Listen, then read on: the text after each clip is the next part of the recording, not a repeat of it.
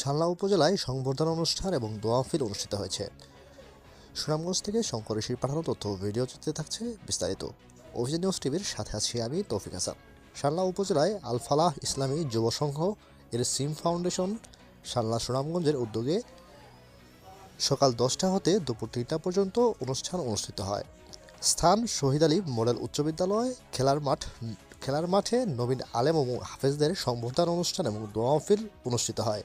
এতে সভাপতি ছিলেন আলহাজ মাওলানা ইমদাদুল সাহেব, মাওলানা জুনায়েদ আহমেদ, মহাপরিচালক কাতিয়া মাদ্রাসা মুহতামিম কান্দিগাঁও ইয়ারাবাদ মাদ্রাসার প্রধান অতিথি হিসেবে বিশ্বের অন্যতম ইসলামী বিদ্যাপীঠ দারুল উলুম দেওবন্দের সিনিয়র মুহাদ্দিস ও আদব বিভাগীয় প্রধান শাইখুল হাদিস আল্লামা আফজাল হুসাইন বাস্তাওয়ারি সাহেব সহ আর অনেকেই উপস্থিত ছিলেন।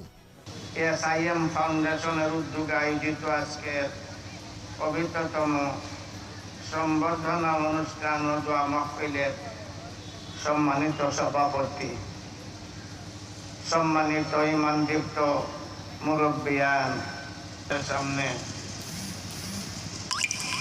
হাজির হওয়ার সুযোগ পেয়েছি, আল্লাহ তাআলার শুকরিয়া আদায় করি।